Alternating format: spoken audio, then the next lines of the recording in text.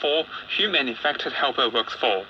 Meanwhile, Hong Kong Employment Agencies Association Chairman Chen Kit-man estimates there are around 300 unlicensed dormitories, and with no official records, it will be difficult for authorities to find out who stayed there. He said he believed hundreds of maids stayed in such premises. The Home Affairs Department says it's withholding the allowances and expenses of District Councillor Ted Hui from December the 3rd, when he announced he was going into exile. The Home Affairs Bureau expressed deep regret over what it called Mr Hui's irresponsible act. The former Democratic Party lawmaker faces a number of protest-related prosecutions in Hong Kong and had said he risked his life talking about the human rights situation in the SAR. A vice president of Beijing's top think tank on Hong Kong says he believes mainland officials are concerned about the coronavirus situation in Hong Kong because if it's not handled well, people's grievances will increase, which could delay the SAR's integration into the mainland. Lau Siu Kai dismissed speculation that the chief executive, Carrie Lam's duty visit to the capital was pushed back because Beijing wasn't happy with the way she'd handled the pandemic. He said he didn't think the central government would do anything to lead people to believe its trust in Mrs. Lam had diminished, as that would harm stability here. An ethnic minority rights activist has been jailed for 2 years and 8 months on child sex charges. Vicky Wong reports. District Court Judge Sham Seo-man accused James Long, who's 46, of having hidden intentions when providing help to the victims, 2 girls aged 3 and 6. He said the excuse that a young victim could be his girlfriend when she grew up was unreasonable, and his acts of sexually abusing them showed he thought about sex, not love. James Long, chairman of the Southern Democratic Alliance, pleaded guilty to 7 charges of indecent conduct towards a child under the age of 16, indecent assault, and producing and possessing child pornography.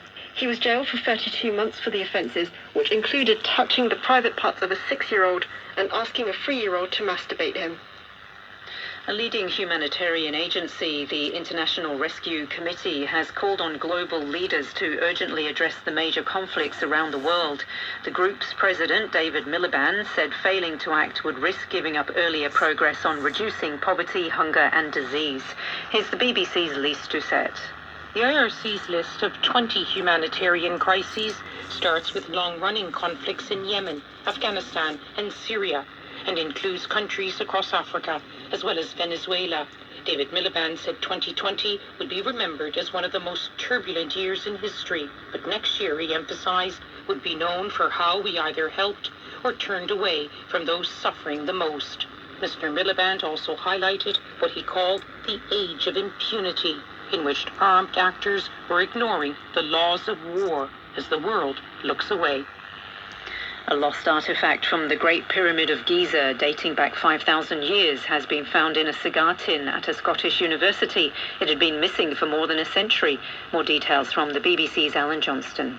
In 1872, a British engineer called Wayman Dixon explored the Great Pyramid. In the Queen's chamber, he found 3 items: a grappling hook, a ball made of rock, and a piece of wood from a cedar tree. The hook and the ball were safe in the British Museum, but the wood was missing.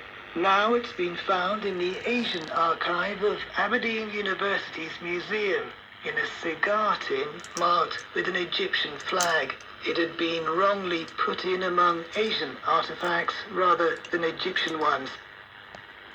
Shares of mainland detergent maker Blue Moon have soared on its debut on the Hong Kong Stock Exchange, up nearly 25%. The stock opened 16% above its IPO price of $13.16 this morning. The Guangzhou-based firm earlier priced its shares at the top end of a range and raised more than $9.5 billion. Its IPO was oversubscribed around 300 times. And a short while ago, the Hang Seng Index was up 276 points to 26,484. That's the news on RTHK.